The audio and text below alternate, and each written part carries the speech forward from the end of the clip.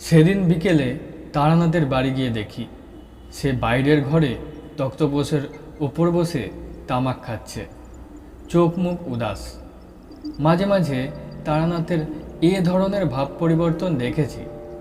2-4 দিন থাকে, তারপর আবার ঠিক হয়ে যায়। বললাম, কি মন খারাপ নাকি? আমি যে ঘরে ঢুকেছি তা বোধ হয় তারানাথ লক্ষ্যই করেনি। একটু চমকে উঠে বলল, ও তুমি এসো, বসো ওইখানটায়। না, মন খারাপ নয়, অনেক দিন আগেকার কথা ভাবছিলাম, ছোটবেলার কথা। পুরনো দিনের কথা মনে এলে একটু মন খারাপ তো হয় না? কিশোরী এলো না যে।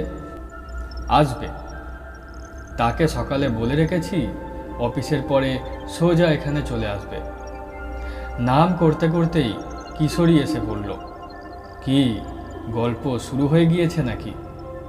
তারানাথ বলল, না বসো, তোমার কথাই হচ্ছিল। আজ গল্প বলার মেজাজ নেই, আর একদিন হবেক্ষণ। চা খাবে? বাড়ির ভেতরে গিয়ে চায়ের কথা বলে এসে তারানাথ আবার তক্তপোষের বসে হুঁকো টানতে লাগলো। আমি আর কিশোরী জানি গল্প হবে না কথাটার বিশেষ কোনো গুরুত্ব নেই। অপেক্ষা করলে একটা ভালো গল্প বেরিয়ে আসতেও পারে। কয়েকটা ব্যর্থ টান দিয়ে বিরক্ত মুখে হুঁকো নামিয়ে রাখতে রাখতে তারানাথ বলল, ধুত তরি, বসো তো। এটা আবার নিভে গেল মরা। চারিকে বলে আসি এক চিলিম সেজে দিতে। কিশোরী পকেট থেকে নতুন পাসিং শোর প্যাকেট বের করে, মাসের প্রথম এ সময়টা আমরা একটু নবাবি করেই থাকি, তক্তপোষে রেখে বলল, বসুন ঠাকুরমশাই, বারবার উঠতে হবে না, সিগারেট খান। তারানাথ উজ্জ্বল মুখে একটা সিগারেট বের করে ধরাতে ধরাতে বলল, সে বরং ভালো, হুঁকো কলকে আমাদের দেশে আর চলবে না, বুঝলে? কত ভৈজত, তামাক টিকের জোগাড় রাখো, ঠিকরে লাগাও, ছিলিম সাজো, 1 ঘন্টা ধরে ফুঁ দাও। না, সিগারেটই ভালো। চোখ বুজে সিগারেটে টান দিতে দিতে একটু পরে তারানাথ বলল, তবে কি জানো, তামাকের মৌজ সিগারেটে নেই। এই যে সোদা সোদা গন্ধ, কড়া ধাক, গুড়ুক গুড়ুক শব্দ, সব মিলিয়ে একটা দারুণ আমেজ। তারপরে ধরো ঠিকরে গুচ্ছি, তামাক আর টিকে সাজাচ্ছি, মনোযোগ দিয়ে ফুঁ দিচ্ছি, আর মনের ভেতর এই হয়ে গেল এক্ষুনি আমি তামাক খাবো, এই ভাব। সেটাও এক রকমের মেজাজ, ওই আক্ষেপটা। আর সিগারেট কি না, এই ধরালাম, 2-10টা টান দিয়ে ফেলে দিলাম, চুকে গেল। তা মানুষের হাতে সময় কমে আসছে, করবে কি? এই সিগারেটই বাজার দখল করবে, দেখো। কিশোরী বলল, পুরনো দিনের কথা ভাবছিলেন বললেন না? আপনার ছোটবেলার ঘটনাই বলুন না, শোনা যাক। ছাইদানি হিসাবে ব্যবহৃত নারকেলের মালায় সিগারেটের দগদবশেষ গুজে দিয়ে তারানাথ বলল, সে তো আর একটা টানা গল্প নয়। কত বছর ধরে টুকিটাকি কত কিছু ঘটেছে আমার কাছে, সেসবের গভীর মূল্য আছে। কিন্তু তোমাদের ভালো লাগবে কেন? আমি জিজ্ঞাসা করলাম, আচ্ছা, তন্ত্র সাধনার দিকে প্রথম আপনার ঝোঁক আসে কি করে? সে তো তোমাদের বলেছি, গ্রামের বাঁধানো গাছতলায় সেই সাধু, তারপর বীরভূমের শ্মশানের সেই মাতঙ্গিনী, সে আবার ডামরতন্ত্রে সিদ্ধ ছিল, কিংবা বরাকর নদীর ধারের সাধুজি, যার পঞ্চমুণ্ডী আসনে বসে মধুসুন্দরী দেবীকে দেখতে পাই। এদেরই প্রভাবে এ পথে আসি। এ গল্প তো তোমরা শুনেছ। বললাম, কিন্তু তারও আগে, একেবারে ছোটবেলায় কবে বুঝলেন যে আপনার জীবনটা ঠিক অন্য সবার মতো হবে না?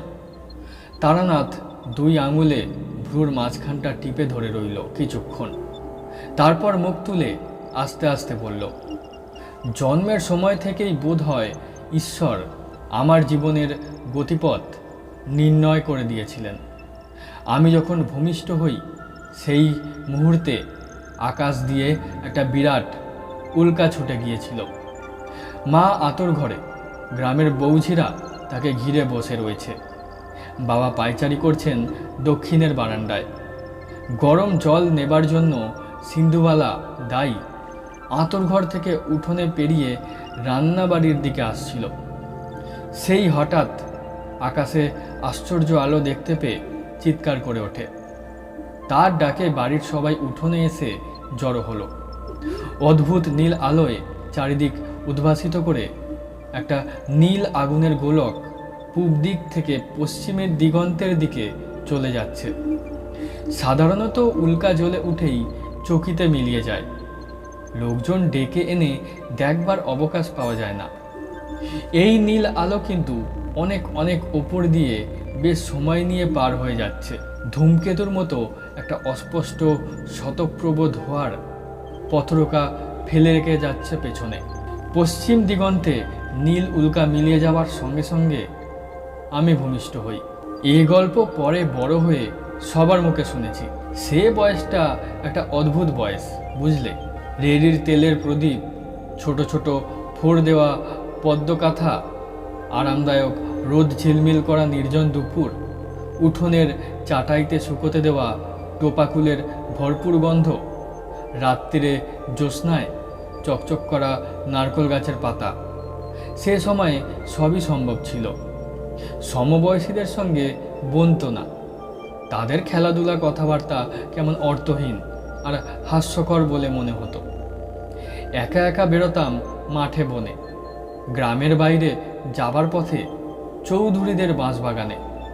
একটা জিনিস খুব অনুভব করতাম, এখনো ভাবলে মন উদাস হয়ে যায়। ধরো খাওয়া দাওয়া সেরে বাড়ির সকলে দুপুরে ঘুম দিচ্ছে, আমি বেরিয়ে চলে গিয়েছি সাঁতরা দিঘির পাড়ে। চুপ করে বসে আছি। ঝিরঝিরে বাতাসে দিঘির জলে ডুরে ডুরে ঢেউ উঠেছে। লিচু আর জামরুল গাছের পাতার ফাঁক দিয়ে সূর্যের আলো এসে মাটিতে রোদ আর ছায়ার আলপনা তৈরি করেছে। আম গাছের গুঁড়ি বেয়ে উঠছে এক সারি কাঠপিঁপড়ে। এইসব নির্জন মুহূর্তে আমি তোমাদের সত্যি বলছি, স্পষ্ট শুনতে পেতাম গাছপালা, মাটি, দিঘির জল আমার সঙ্গে কথা বলছে। ঠিক কোনো ভাষা দিয়ে নয়, সে ভাষা ওদের নয়। এ অনেকটা গানের সুরের মতো, কিংবা তাও ঠিক নয়। এমন একটা কিছু যা মন দিয়ে বোঝা যায় কিন্তু মুখ দিয়ে বলা যায় না। পরে সাধনা করতে গিয়ে দেখেছি উচ্চকোটির তন্ত্র সাধকেরাও স্বীকার করেছেন যে আমরা যাদের নির্জীব পদার্থ ভাবি তাদেরও প্রাণ আছে, চেতনা আছে। এখন ভাবলে বিস্মিত হই। তখন কিন্তু ব্যাপারটাকে খুবই স্বাভাবিকভাবে নিয়েছিলাম। ভাবতাম সবাই বুঝি আমার মতো ওদের কথা শুনতে পায়। একদিন দুপুরে খেলা করতে করতে চলে গিয়েছি গ্রামের বাইরের মাঠে। কেউ কোথাও নেই। শূন্য মাঠের উপর রোদ্দুর খাঁ খাঁ করছে। গ্রামের ঠিক প্রান্তে একটা বিরাট চটকা গাছ। সেই চটকা গাছের নিচে একজন লোক বসে আছে। কুচকুচে কালো রং, খালি গা, হাতে একটা পাচন বাড়ি। সম্ভবত সে শুয়োর চড়ায়, কারণ এদিক ওদিকে কয়েকটা শুয়োর চড়ে বেড়াচ্ছে দেখলাম। দৃশ্যটা অতি সাধারণ। গ্রামের অনেক গরিব মানুষেরা শুয়োর চড়িয়ে দিনাতিপাত করে। তাদের এই রকমই দেখতে, এবং তারা ক্লান্ত হয়ে পড়লে গাছতলায় বসে বিশ্রামও করে। কাজেই অবাক হওয়ার কিছু ছিল না। কিন্তু কেন যেন লোকটাকে ভালো করে দেখবার জন্য আমি পায়ে পায়ে তার দিকে এগিয়ে গেলাম। আমি কাছে যেতেই লোকটা আমার দিকে তাকিয়ে হাসলো। কি তার চোখের প্রখরতা! ভালো করে তাকানো যায় না, যেন ঝকঝক করে জ্বলছে। আটোসাটো দৃঢ় শরীরের মধ্যে সে যেন নিজেকে আটকে রাখতে পারছে না। প্রাণশক্তি উপচে পড়ছে শরীর ছাড়িয়ে। আমার দিকে তাকিয়ে সে বলল, এসো, তোমার জন্যই বসে আছি। অবাক হয়ে বললাম, আমার জন্য? হ্যাঁ, তোমার সঙ্গে কথা বলবার জন্যই আজ আমাকে পাঠানো হয়েছে। বসো। কে পাঠিয়েছে?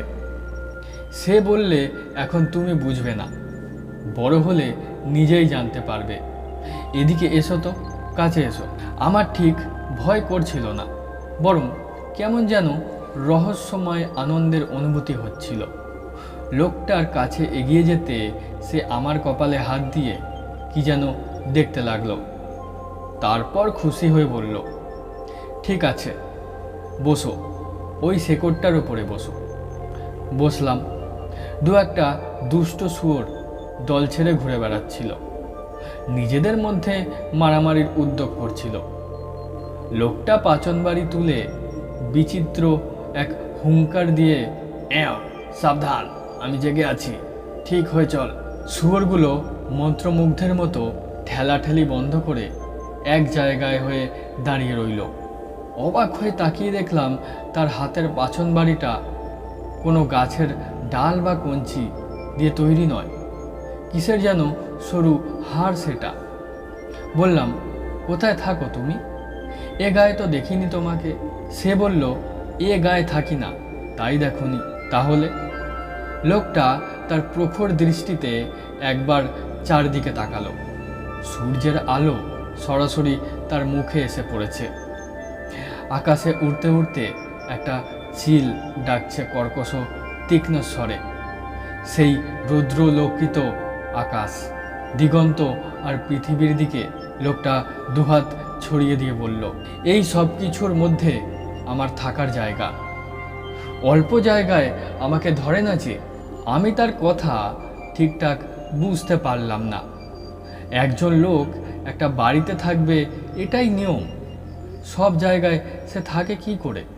বললাম, তুমি শুয়োর চড়াও?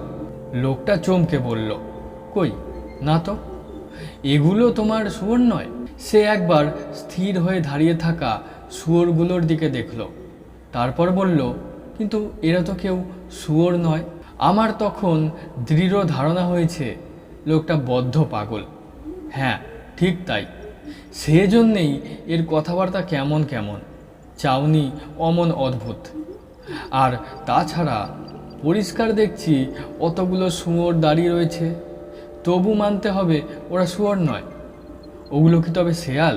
লোকটা বলল, তুমি ছোট তো, তোমাকে এখন বোঝানো অসুবিধে হবে। এগুলো সত্যিই শুয়োর নয়। এগুলো হচ্ছে, কি বলি, আমাদের ভেতরে যে দোষগুলো থাকে, যাদের জন্য আমরা খারাপ কাজ করি, খারাপ কথা ভাবি, এরা হচ্ছে সেই সব দোষের বাইরের চেহারা। সাধারণ মানুষকে এরা চড়িয়ে বেড়ায়, কিন্তু আমি এদের চড়াবার বিদ্যা শিখেছি। দুটো শুয়োর আবার মারামারির উদ্যোগ করছিল। লোকটা সরু হাড়ের লাঠি তুলে গর্জন করে উঠতেই তারা চুপ করে গেল। লোকটা এবার যেন একটু ব্যস্ত হয়ে বলল, না, কথায় কথায় অনেক দেরি হয়ে গেল, আমার ফিরে যাবার সময় হয়েছে। যে জন্য আসা সেটা তাড়াতাড়ি সেরে নি। এদিকে এগিয়ে এসো তো খোকা। কোনো ভয় নেই, এসো, কাপা কাপা গলায় বললাম। কেন?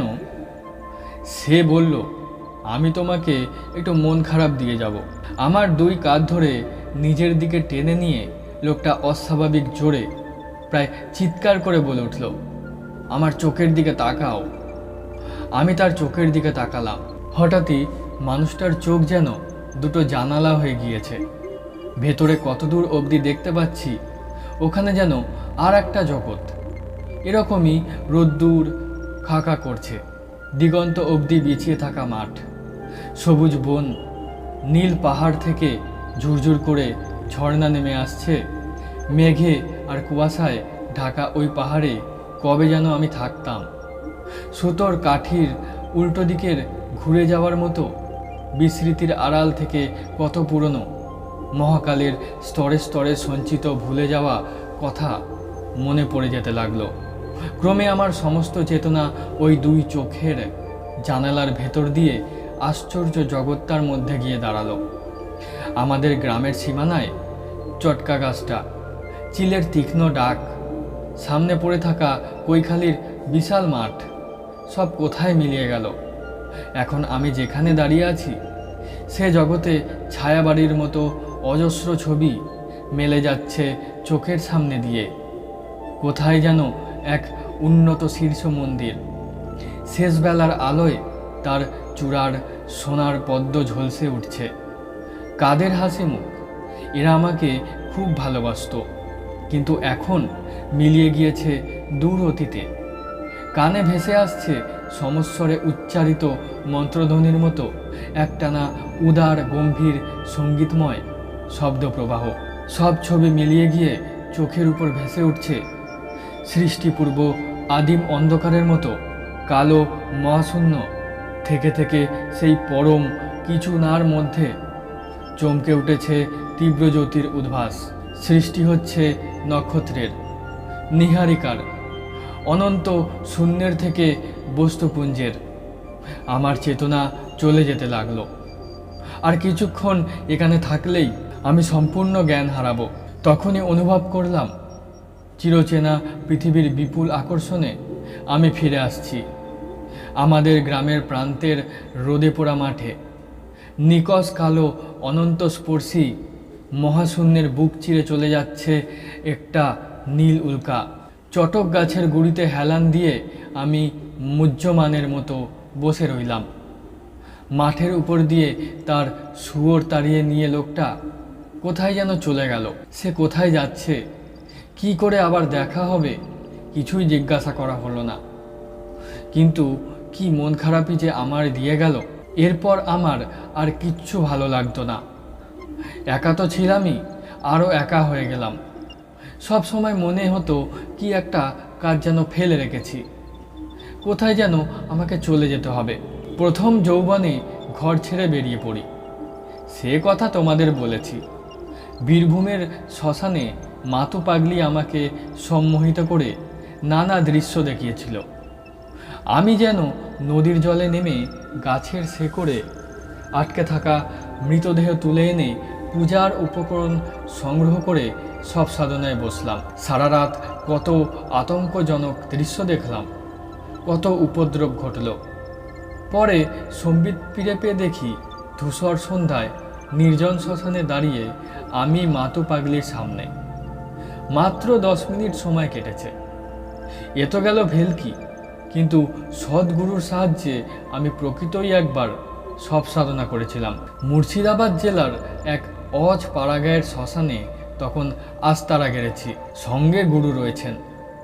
জ্যৈষ্ঠের শেষে আশেপাশের গ্রামগুলোতে কলেরার মহামারী শুরু হলো। সারাদিন ধরে দূর দূরান্ত থেকে মৃতদেহ দাহ করতে আনছে লোকে। পরে এমন অবস্থা দাঁড়ালো, দাহ করার কাঠ জোটে না। মুখে আগুন ছুঁইয়ে দেহ ফেলে শ্মশান বন্ধুরা পালায়। তারই ভেতর থেকে লক্ষণযুক্ত একটি মৃতদেহ একদিন তুলে নিয়ে এলাম। শ্মশানের পূর্ব প্রান্তে একটু জঙ্গল মতো জায়গা, সেখানে বিরাট একটা বাঁকড়া ছাতিম গাছ রয়েছে। তারই তলায় গুরু পূজার আয়োজন করলেন। রাত্রিরে দাহ করার জন্য দলবল এলেও এদিকে তারা ঘেঁষবে না। আমি ভেবেছিলাম গুরুই বোধ হয় সব আসনে বসবেন, কিন্তু প্রাথমিক প্রকরণের শেষে গুরু যখন আমাকে পদ্মবীজের মালা ধারণ করতে বললেন, তখন অবাক হয়ে বললাম, আমি কেন? তুমি তো আসনে বসবে। আমি কি পারবো? নিশ্চয়ই পারবে হে। আমি তোমাকে আমার শক্তির অংশদান করব। ঘোর অমাবস্যার মধ্যরাত্রি। গুরু আমাকে আসনে বসিয়ে দিয়ে সকালে আসবে বলে চলে গেলেন। সব সাধনার সময় সামনে অন্য সাধকের উপস্থিত থাকতে নেই। সাষ্টাঙ্গ প্রণামের ভঙ্গিতে উপুর করে শোয়ানো মৃতদেহের পিঠের উপর বজ্রাসনে বসে বীজ মন্ত্র জপ আরম্ভ করলাম। মনে কোনো ভয় নেই। বহুদিন হলো তান্ত্রিক সাধুসঙ্গ করছি। অনেক অস্বাভাবিক আর অলৌকিক ঘটনা চোখের সামনে ঘটতে দেখেছি। আমি জানি নিখুঁতভাবে দেহশুদ্ধি করে আসনে বসলে কোনো বিপদ সাধককে স্পর্শ করে না। ঘণ্টাখানেক এক মনে জপ চালাবার পরে অনুভব করলাম নিচে মৃতদেহটা যেন নড়ে উঠছে, তাতে প্রাণের স্পন্দন জেগেছে। পোড়া মাছ গুঁজে দিলাম সবের মুখে। নরকপাল থেকে একটু একটু করে কারণ ঢেলে দিতে লাগলাম। সব আবার শান্ত হয়ে এলো। আরও 3 বার এমন হলো সে রাত্রিরে। সাধনায় বিঘ্ন সৃষ্টি করবার জন্য হাকিনীরা কত বীভৎস রূপ ধারণ করে এলো, দিয়ে নৃত্য করছে। যে কোনো সাধারণ মানুষের হৃৎপিণ্ড থামিয়ে দেওয়ার পক্ষে এ দৃশ্য যথেষ্ট। সে মুহূর্তে বুক যে একটু কেঁপে ওঠেনি তা বলবো না। প্রাণপণে মনকে একাগ্র করে বীজমন্ত্র জপ করতে লাগলাম। ধীরে ধীরে মিলিয়ে এলো প্রেতের দল। অনেকের মধ্যেই ভুল ধারণা আছে যে এক রাত সব সাধনা করলেই বুঝি সিদ্ধি লাভ হয়। বিশেষ বিশেষ তিথিতে কয়েকবার আসনে বসলে তবেই সিদ্ধি আসে। এতে অনেক বছরও লেগে যেতে পারে। ধরো তিথি সুপ্রশস্ত, পূজার সব আয়োজনই করা হয়েছে, কিন্তু শেষ পর্যন্ত সব পাওয়া গেল না, সব পণ্ড। আমারও তাই হয়েছিল। নানা কারণে ওই একবার ছাড়া আর সব সাধনা করতে পারিনি। গুরুর কাছ থেকে যখন বিদায় নিয়ে আসি তখন তিনি সাবধান করে বলেছিলেন, শোনো, সময় মতো সাধনা সম্পন্ন করো। তোমাকে তো সবই শিখিয়ে দিয়েছি। আমি না থাকলেও অসুবিধে হবে না, নইলে কিন্তু বিপদ। আজ্ঞে, কী রকম বিপদ? ভয়ঙ্কর বিপদ। মৃত্যুর পরে আত্মা সঙ্গে সঙ্গে ঊর্ধ্বগতি পায় না। বেশ কিছুক্ষণ নিজের প্রাণহীন দেহটার কাছে ঘোরাফেরা করে। যার দেহ নিয়ে সব সাধনা করা হয় তার আত্মা দেখতে পায় দেহের সৎকার হয়নি, বরং সেটা সাধক নিজের কাজে লাগিয়েছে। তাতে মৃতের আত্মা নিশ্চয় খুশি হয় না। সে প্রতিশোধ গ্রহণের সুযোগ খোঁজে। সাধনা সম্পূর্ণ করলে সাধক অমিত শক্তি লাভ করে, ফলে তার আর ভয় থাকে না। নইলে বুঝতেই পারছো কি বিপদ হতে পারে। সাবধানে থেকো। জানো তো প্রবাদ আছে, সাপুরের মরণ সাপের হাতে। তোমার ভাগ্য আমি গণনা করে দেখেছি। তুমি একটানা সাধনা করতে পারবে না। আবার তোমাকে ফিরে যেতে হবে গৃহাশ্রমে। আবার বেরুবে এবং ফিরে যাবে। এইভাবেই চলবে। সব সাধনা গৃহে বসে করবার জিনিস নয়। কাজেই একেবারে অসম্ভব হয়ে পড়ার আগে কর্ম সম্পূর্ণ করে রেখো। তারপর আমার দিকে পূর্ণ দৃষ্টিতে তাকিয়ে গুরু বললেন, কিন্তু তোমার কপালে একটা আশ্চর্য যোগাযোগের চিহ্ন রয়েছে। আমি স্পষ্ট দেখতে পাচ্ছি খুব বড় একজন মহাপুরুষ কিংবা মহাসাধক তোমাকে কৃপা করবেন। দেখি হাতটা। ডান হাত বাড়িয়ে দিলাম। উনি হাতটা ধরলেন, কিন্তু দেখলেন না, তাকিয়ে রইলেন আমার দিকে। বললাম, কি ধরনের মহাপুরুষ? এমন কোনো উচ্চমার্গের মুক্ত আত্মা যার নাম মুখে উচ্চারণ করার যোগ্যতা আমার নেই। সব রকম সাধনা ও সিদ্ধির ঊর্ধ্বে চলে গিয়েছেন এমন কেউ। ইনি তোমাকে অনেক বিপদ থেকে রক্ষা করবেন। আমি ব্যস্ত হয়ে জিজ্ঞাসা করলাম, কবে এর দেখা পাব? শান্ত কণ্ঠে গুরু বললেন, এর দেখা তুমি পেয়েছ। সে কি করে?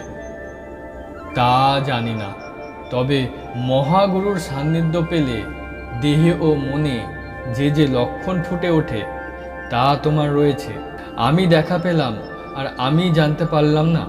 গুরু বললেন, তেমন তো হতেই পারে। এসব সাধকদের কোনো ভেকও নেই, ভরমও নেই। নিতান্ত সাধারণ মানুষের মতো বেড়ান, দেখলেও হয়তো চিনতে পারবে না। হঠাৎ আমার ছোটবেলায় দেখা সেই অদ্ভুত মানুষটিকে মনে পড়ে গেল। রোদ ঝিমঝিম করা কৈখালির মাঠ, সেই শুয়োরের দল, আমার হারানো শৈশব। তিনি কি আমার জীবনের অজানা মহাপুরুষ? তরাই অঞ্চলে কোথায় তন্ত্র সাধকদের এক গোপন মিলন সভা হবে খবর পেয়ে গুরু সেখানে রওনা হয়ে গেলেন। আমি আর সঙ্গে গেলাম না। এবার কিছুদিন একা থাকব ঠিক করলাম। পথে পথে ঘুরি, বেশিরভাগই শ্মশানে মশানে রাত কাটাই। ক্বচিৎ কখনো কোনো গৃহস্থ বাড়িতে আশ্রয় নিই। একদিন এক রেল স্টেশনের প্ল্যাটফর্মে বসে আছি। আমার ট্রেন আসতে ঘণ্টাখানেক দেরি। সেটা জংশন স্টেশন। লুপ লাইনে যেতে হলে ওখান থেকে গাড়ি বদল করতে হয়। প্রচণ্ড বৃষ্টি নেমেছে সকাল থেকে। আকাশ কালো হয়ে রয়েছে মেঘে। ঝুপঝুপ করে বৃষ্টির আর বিরাম নেই যেন। 2 পয়সার বিড়ি কিনবো বলে স্টেশনের দোকানটার দিকে এগুচ্ছি, হঠাৎ পেছন থেকে কে যেন ডাকলো, আরে তারানাথ না? থমকে দাঁড়ালাম। এমন জায়গায় আমার নাম ধরে কে ডাকে?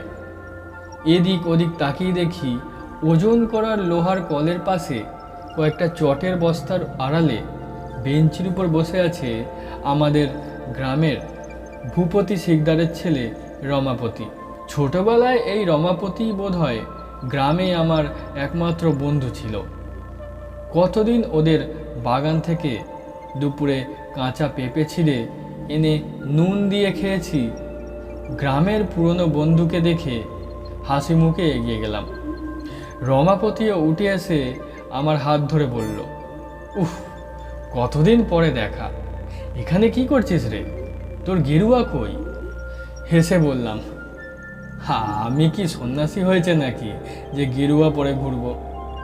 সন্ন্যাসী হোসনি, তবে যে সবাই বলে তুই সাধু হয়ে চলে গিয়েছিস। সংস্কৃতে সাধু মানে ভালো লোক, সেটা হবার চেষ্টা করছি বটে, তবে ভেকদারি সন্ন্যাসী হইনি। তুই এখানে কেন? আমার শ্বশুরবাড়ি এখান থেকে ট্রেন বদল করে যেতে হয়। বউ সেখানে আছে, আনতে যাচ্ছি। আয়, ওই দোকানটায় চা খাবি? পুরনো বন্ধুর অকৃত্রিম আগ্রহে রমাপতি আমার হাত ধরে টেনে টেনে চায়ের দোকানে নিয়ে গিয়ে চা আর কেকের অর্ডার দিল। পকেট থেকে নতুন মেপল সিগারেটের প্যাকেট বের করে আমাকে একটা দিয়ে বলল, ধরা। তারপর, তুই কোথায় যাচ্ছিস বললি না তো? বিশেষ কোথাও না, বাড়ি ছাড়ার পরে এই রকমই ঘুরে ঘুরে বেড়াই, এক জায়গায় থাকি না বেশি দিন। কেন বল দেখি, এতে লাভ কি? তা তো তোকে বোঝাতে পারবো না ভাই। যারা বাড়িতে থাকে তাদের দেখে আমার মনে হয় এতে তাদের লাভ কি? কাজেই এর ঠিক কোনো উত্তর হয় না। রমাপতি চুপ করে রইল। তার মুখ দেখে বুঝলাম আমার উত্তরটা তার বিশেষ পছন্দ হয়নি। সে বুঝতেও পারেনি। গৃহত্যাগ করে বিদেশে গিয়ে অর্থ উপার্জন করলে বোঝা যায়, বাড়ি থেকে পালিয়ে সাধু সন্ন্যাসী হলে তারও যা হোক একটা মানে হয়, কারণ তেমনটা বহু ঘটতে দেখা গিয়েছে। কিন্তু সেসব কিছু নয়। খামোকা একজন মানুষ বাড়ির আরাম ছেড়ে পথে পথে বেরিয়ে বেড়ায়, এর কারণ সে ধরতে পারছে না। চা খেতে খেতে রমাপতি বলল, তুই তো বেশ অনেক দিন বাড়ি ছেড়েছিস, তাই? হ্যাঁ। যেতে বাধা আছে কোনো? না, বাধা আর কি, আমি তো আর গৃহত্যাগ করে সন্ন্যাসী হইনি। তোকে বললাম না, যখন ইচ্ছে করবে চলে যাব। চায়ের কাপ দোকানিকে ফেরত দিয়ে রমাপতি একটু ইতস্তত করে বলল, তারানাথ, তোর বোধ হয় এখন একবার বাড়ি যাওয়া উচিত। তার গলায় কেমন একটা সুর ছিল। ব্যস্ত হয়ে জিজ্ঞাসা করলাম, কেন বলতো, হঠাৎ বাড়ি যাব কেন? কাকিমার খুব অসুখ, অবস্থা তেমন একটা, মানে কখন কি হয় বলা যায় না। তুই একবার যা। বিশ্বে মাতৃশক্তি একটা খুব বড় শক্তি। আমার পথে পথে বেড়ানো যাযাবর জীবন, সাধু সঙ্গে আগ্রহ, সিদ্ধিলাভের আকাঙ্ক্ষা, সব কোথায় উড়ে গেল। মনে হলো যার নাড়ি ছিঁড়ে ভূমিষ্ঠ হয়েছি, যার কোলে খেলা করে বড় হয়েছি, আমার সেই চিরপরিচিত সদা হাস্যমুখী মা অসুস্থ। তিনি হয়তো আমাকে দেখতে চান। আমি এক্ষুনি বাড়ি যাব। কি ভয়ানক বৃষ্টি, থামবার নাম নেই। তারই মধ্যে ভিজতে ভিজতে পরের দিন দুপুর নাগাদ বাড়ি পৌঁছালাম। মানুষের মনের সঙ্গে শরীরের একটা ঘনিষ্ঠ যোগ আছে। মায়ের রোগশয্যার পাশে গিয়ে দাঁড়াতে আমাকে দেখে তার মুখ উজ্জ্বল হয়ে উঠল। বিছানায় বসে মাথায় হাত বুলিয়ে দিতে দিতে জিজ্ঞাসা করলাম, এখন কেমন আছো মা? উত্তরে মা শীর্ণ হাত দিয়ে আমার চিবুক ছুঁয়ে বললেন, ভয় নেই খোকা, তুই এসে পড়েছিস, এ যাত্রা আমি আর মরব না। সত্যই পরের দিন থেকে মায়ের অবস্থা ভালোর দিকে যেতে লাগলো। আমি ফেরায় বাড়ির লোকও খুশি। খাই দাই আর চণ্ডীমণ্ডপে বসে বৃষ্টি দেখি। 4-5 দিন ধরে নাগাড়ে বর্ষা চলেছে। গ্রামের সব পথে একটু কাদা, খাল বিল আর মাঠ একাকার হয়ে গিয়েছে জলে।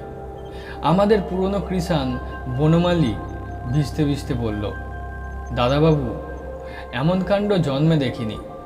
সারা গা থই থই করছে। পাঁচু হালদারের বাঁশবাগানে 1 হাঁটু জল।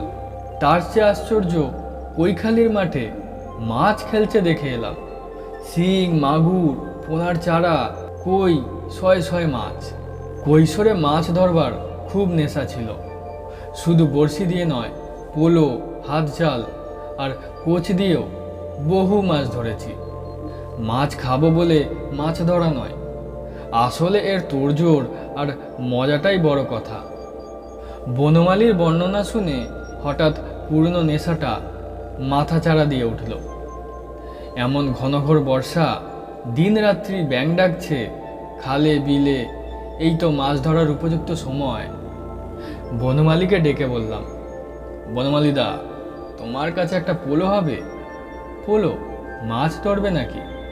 হ্যাঁ, অনেকদিন অভ্যেস নেই অবশ্যই, দেখি তবু। আছে বোধ হয় একটা, ওবেলা এনে দেবো এখন। বিকেলে বনমালী পোলো এনে দিল। পোলো জানো তোমরা, বেত বা কঞ্চির চটা দিয়ে তৈরি একটা গোল খাঁচা মতো জিনিস, ফুটতিনে প্রচুর। ওপর দিকে সরুমুখ, সেখান দিয়ে হাত গলিয়ে মাছ বের করতে হয়। তলার দিকে ঘের বড়। মাছ দেখতে পেলেই ঝপ করে পোলো দিয়ে চেপে ধরলে আর পালাতে পারে না। ছিপ না নিয়ে পোলো নেবার কারণ হলো, আমি রাত্রিরে মাছ ধরবো স্থির করে ফেলেছি। আলো নিয়ে মাছ ধরা ভারী মজার, বিশেষ করে সে সময় বিরক্ত করার কেউ থাকে না।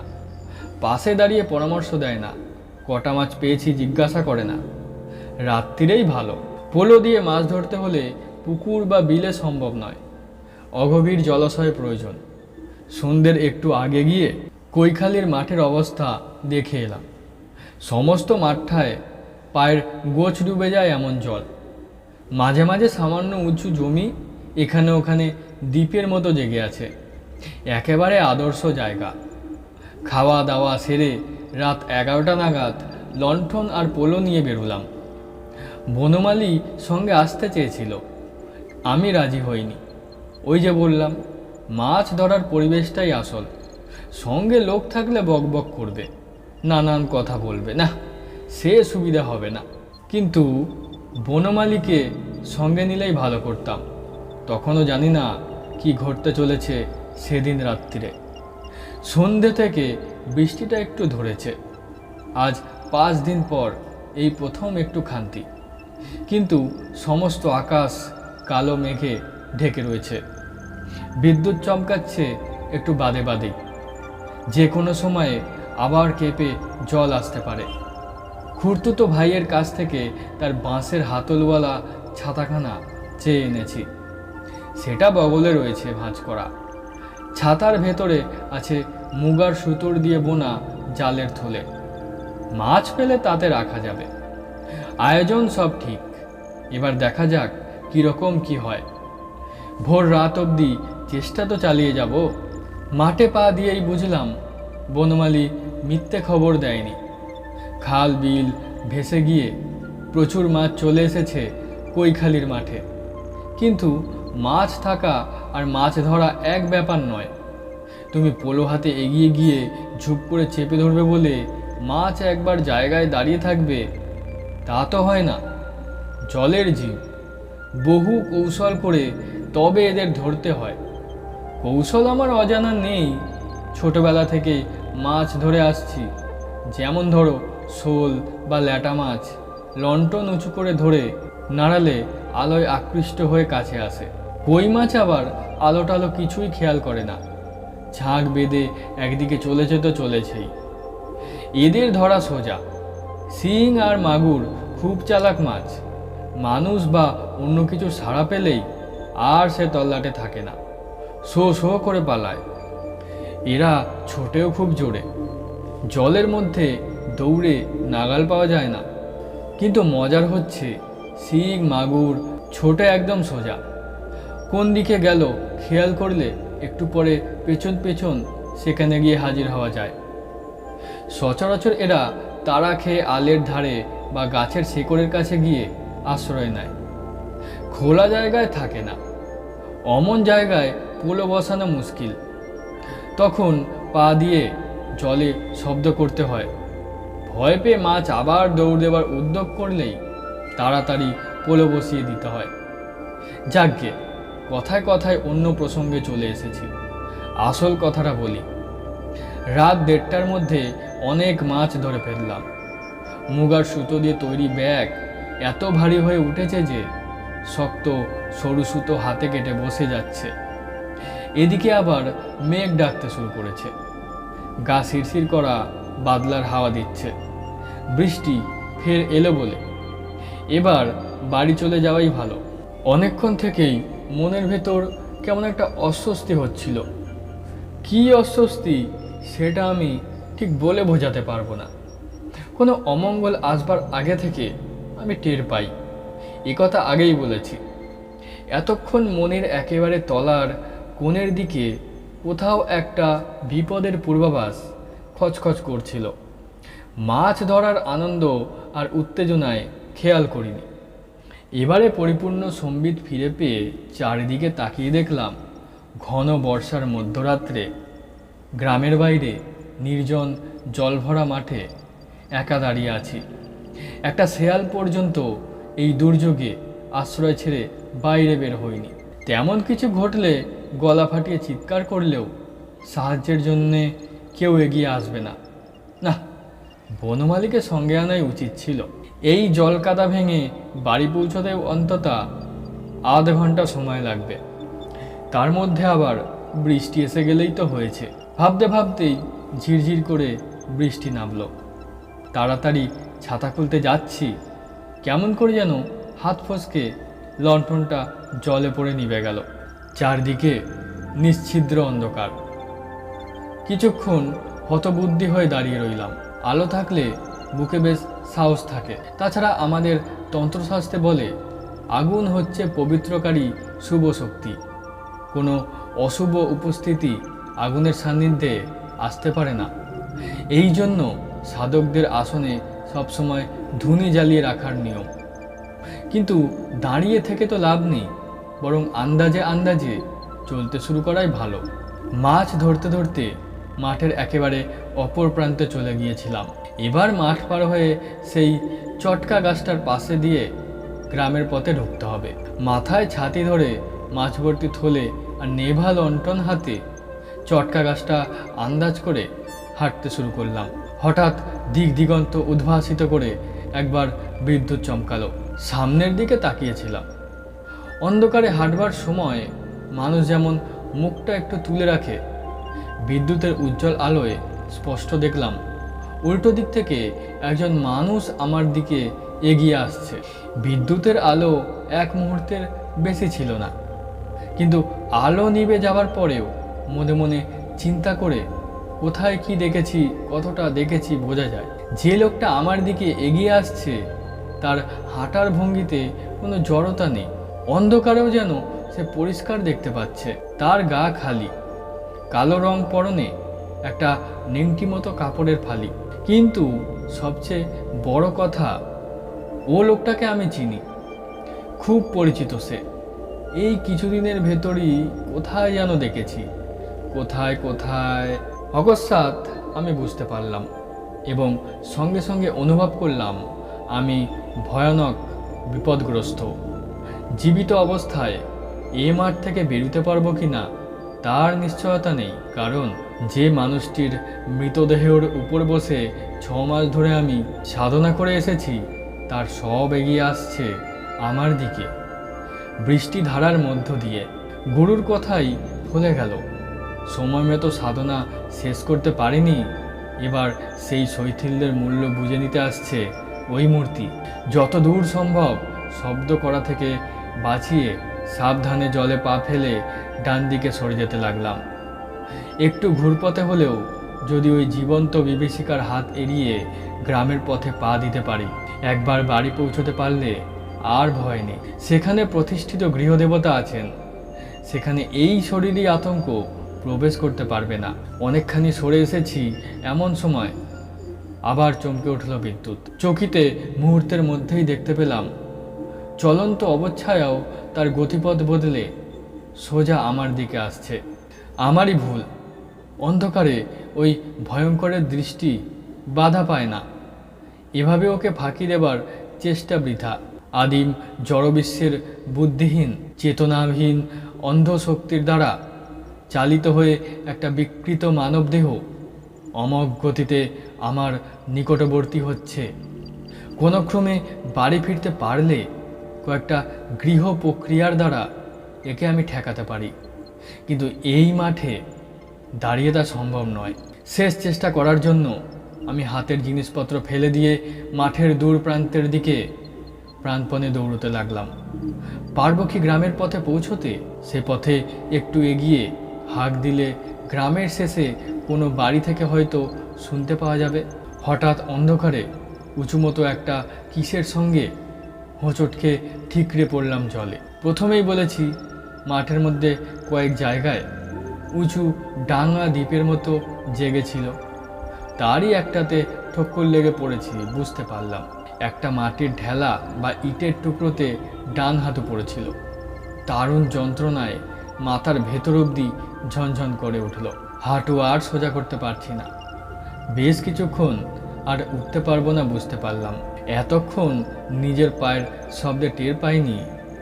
এবার শুনতে পেলাম চপচপ করে জলের উপর দিয়ে ভারী পায়ের আওয়াজ ক্রমেই এগিয়ে আসছে কাছে। এলো এলো, ওই এলো। অতিরিক্ত ভয়ে, আতঙ্কে আর আসন্ন ভয়াবহ মৃত্যুর উপলব্ধিতে অকস্মাৎ আমার মন থেকে সব রকম অনুভূতি লুপ্ত হয়ে গেল। হাঁটু চেপে ধরে চিত হয়ে শুয়ে আছি।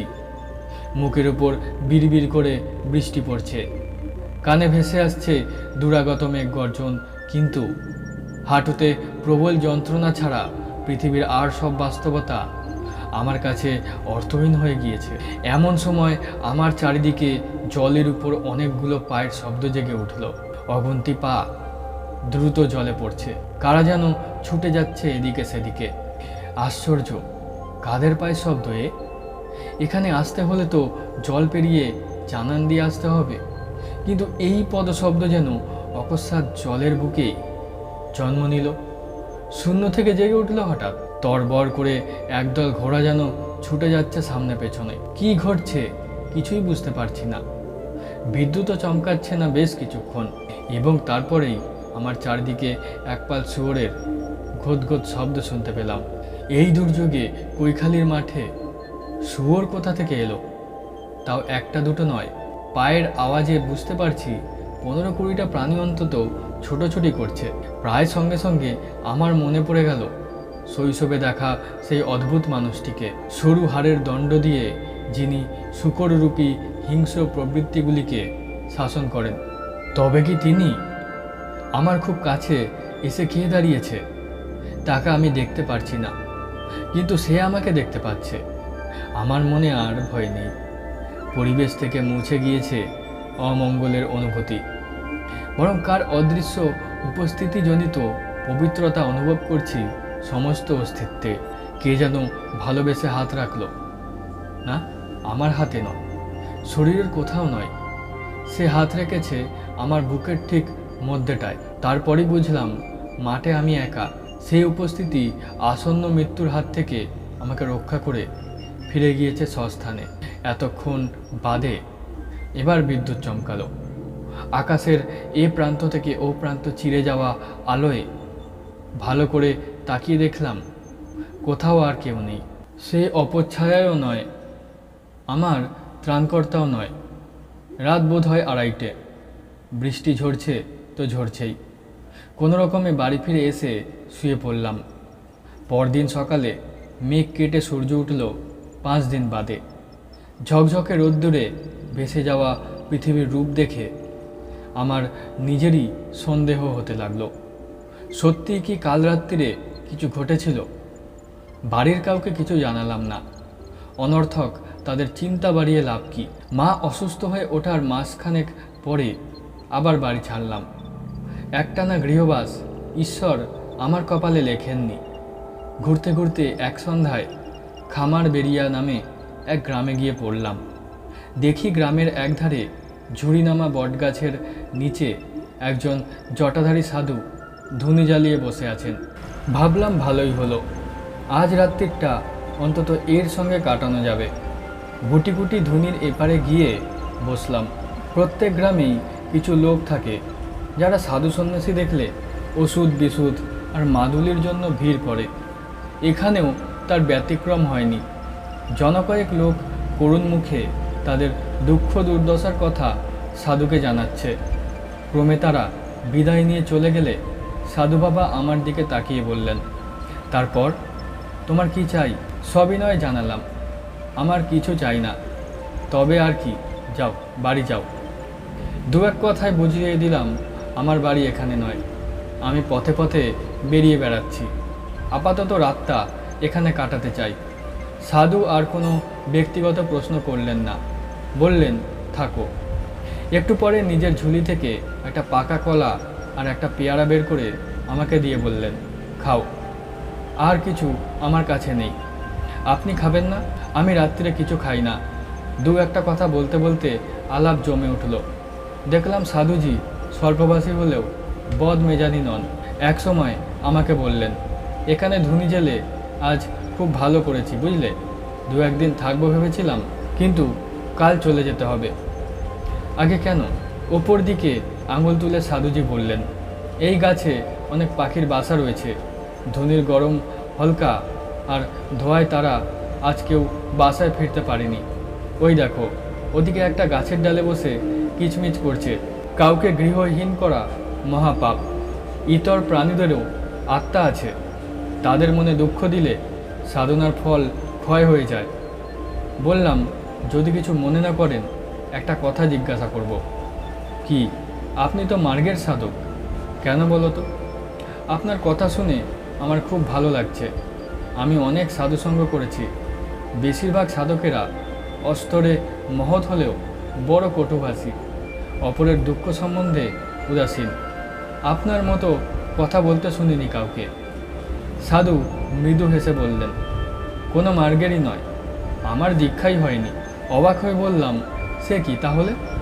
তাহলে আর কি, ভগবানের স্বরূপ জানতে ইচ্ছা করে তাই ঘুরে বেড়াই। তার সৃষ্টির বিচিত্র রূপের মধ্যে তাকে খুঁজতে চেষ্টা করি।